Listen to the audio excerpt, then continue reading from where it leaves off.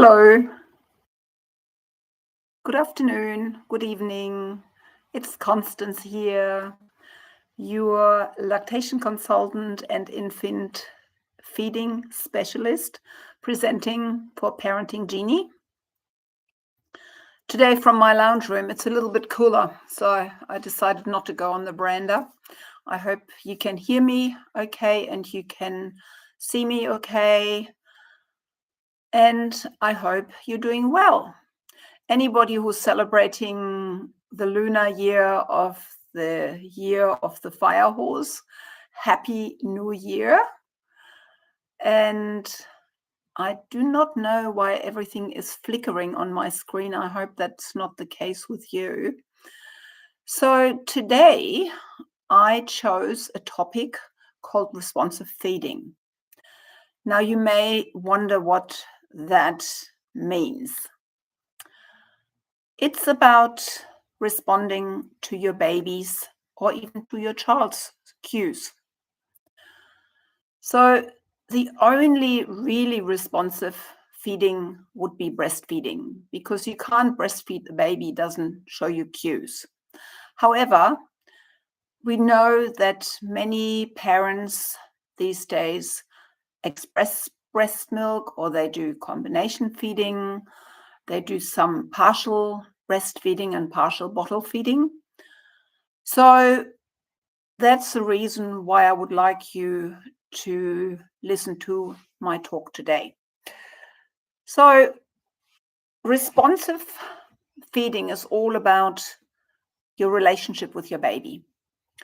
It's about noticing that your baby is telling you that baby is hungry, and also recognizing that when baby says, I'm full, that you respond to it. It's building a relationship. Now, when you breastfeed your baby, you have that close contact. Your baby is in the best distance of recognizing you and your facial expressions, and vice versa. And your baby can smell your body and sense your contact with your body. So what happens though if you are not attentive to your baby breastfeeding?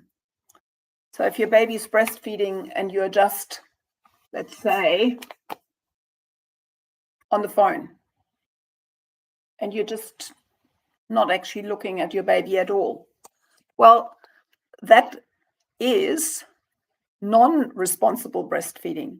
So even though I'm saying responsive feeding is breastfeeding because your baby is giving you cues, but you could also not be present when you're feeding your baby, or you could be watching television and not actually having that mutual gaze with your baby that helps to develop the brain. And your baby often will massage your breast as well, and you hold your baby and you massage the hand. So all this is part of a relationship that is established through feeding and through recognizing the baby is finished. The baby is not going to continue feeding. Usually when the baby is finished, they will come off. And sometimes they will do a little bit of sucking, non-nutritive sucking, we call it, and go to sleep. So nothing to worry about. Your baby will usually let you know when your baby is full and has had enough, or wants more, maybe from the other breast. So how does that work when we are not breastfeeding? Maybe because we have a partner who would like to share the feeding with us, mums, or other grandparents. What can happen there?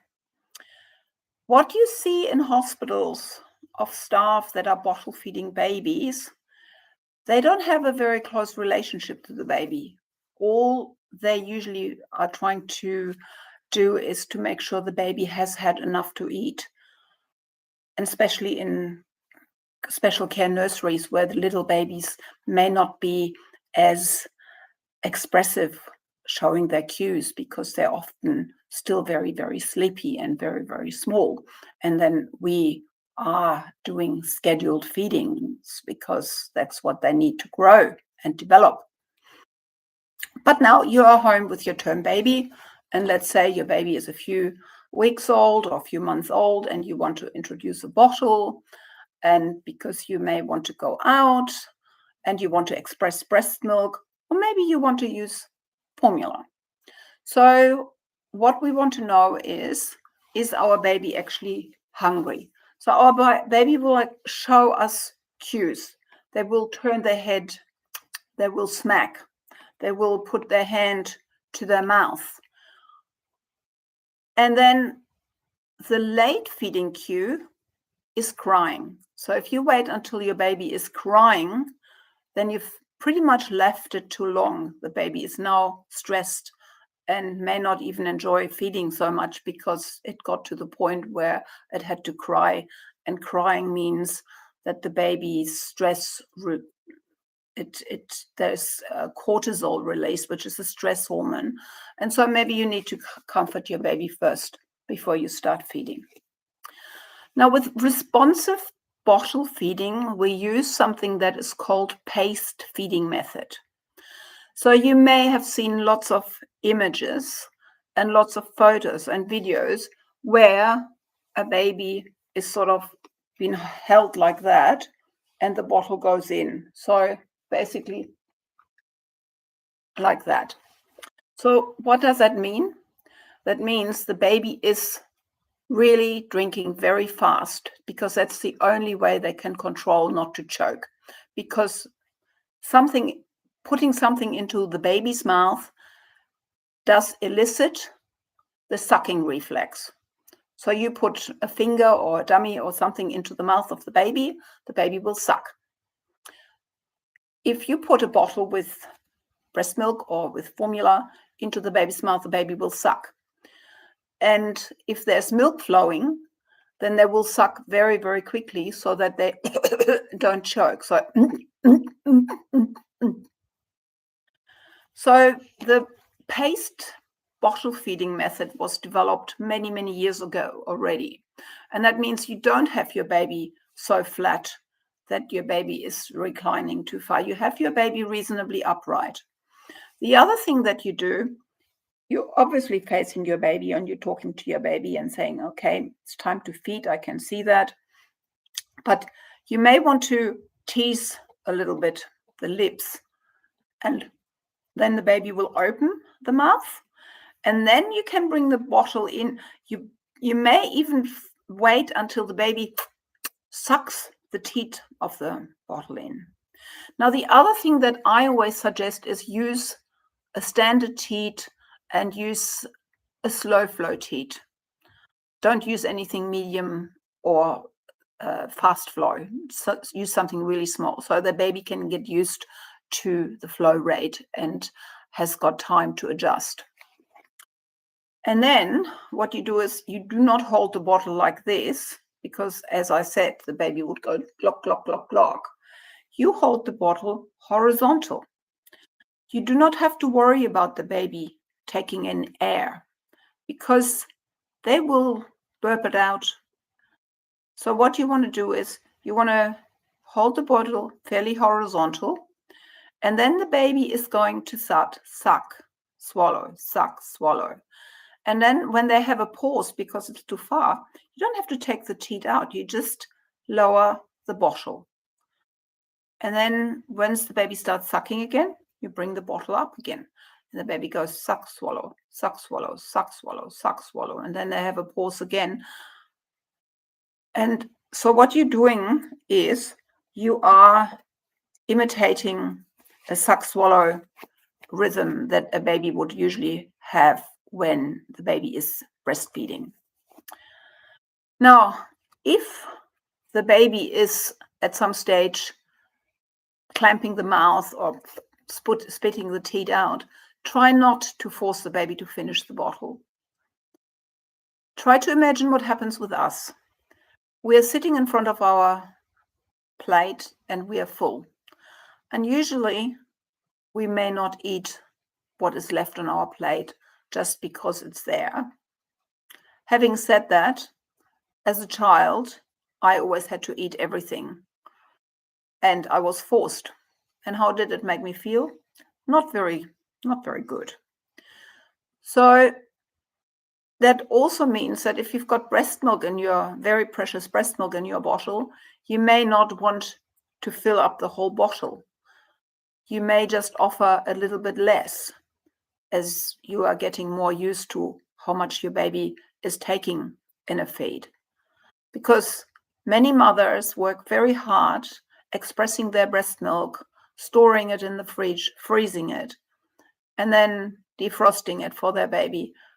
And then if the baby is only having a very little feed, they have to discard the rest of it. And that is very painful in our imagination because it's been such hard work. So you can always decant a little bit more of the milk into the bottle if you feel that your baby is a little bit more hungry. And the other thing is, as I said, try to communicate with your baby during the time that you're feeding your baby. And another very important note on responsive bottle feeding is to swap sides. And that also helps your baby's development. So if your baby is always just in that position, your baby's only ever looking to you from that side. And you also do the same thing. So alternate. So use also that side and feed your baby with the bottle in that side. What we know nowadays about introducing responsive bottle feeding, it's basically been encouraged and endorsed by UNICEF, by the WHO, all on responsive feeding of infants and young children, is that we hope not to see as many issues with feeding, like food refusal, and that we make it a really pleasurable time for the parent and the baby to feed and to have that communication with each other. So it's certainly not recommended to have a baby propped up in a cot or on a chair or in a pram to have to hold their own bottle. First of all, it's unsafe, but it also gives them it doesn't give them the chance to communicate with you as the mum or you as the dad or you as the grandma, because the baby is absent. So it's on its own, or is on her own, I should say. Let me see what other things I have picked out that I wanted to share with you on that. So one of the things that also is part of responsive feeding is not to do it by the clock. So go by the cues, as said before. If your baby shows feeding cues, feed. Not because she has only fed 2 hours ago. No, sometimes she wants to eat after 2 hours again. So there's no strict schedules to responsive feeding. And just give me a chance to just, so I've mentioned already finishing the bottle trap. So never force your baby to finish the last bit of the bottle if they show cues of fullness.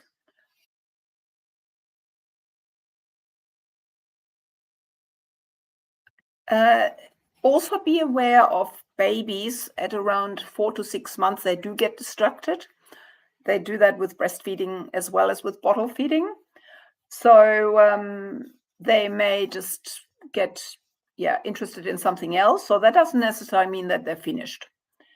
So it's okay to have a pause with the feeding. And sometimes you may have to feed them in a quiet room. Some babies will also suck for comfort. Now that might not be so easy when they are bottle fed because the bottle is finished and then they don't suck yet necessarily on on a teat. But some parents do use pacifiers. So if that's what the baby needs, because babies do need to suck even when it's not for feeding. Trust your baby's belly is certainly my mantra for today. And remember that babies were born with an internal hardware where to tell them that they're finished. So their brain is connected to their stomach so that they know that they're full. And yeah, a final tip is definitely to stay present, put your phone away during feed, and better catch those usually subtle cues of your baby talking to you. Just going through a few cues that I may have not mentioned. So the hunger cues is smacking lips, sucking on hands, and rooting around, which means trying to turn the head to the breast. Squirming, pulling at your clothes, or rooting intensively. Rooting also means to root for the breast. Fullness cues is closing the mouth, turning the head away, and to decrease or stop sucking or falling asleep. Okay, and what else have I written out there that I thought I was going to share with you? Yeah, so see feeding, responsive feeding as a conversation between you and your baby. And forget for that short time any apps to track and timers to track minutes, and just enjoy that very beautiful time where you can feed your baby. If you have more interest in finding out more, please have a look at our fantastic website, parentinggenie.com.au. And there's also still the ability to take out a free 2-week membership to get access to a lot of the files on the Parenting Genie platform. So for today, I'll say goodbye, and I'll see you next Wednesday again. Have a great week. Take care. And you can always look up responsive infant feeding, responsive baby feeding. There is lots of extra information if you are interested on the net. Okay. See you next week. Bye for now.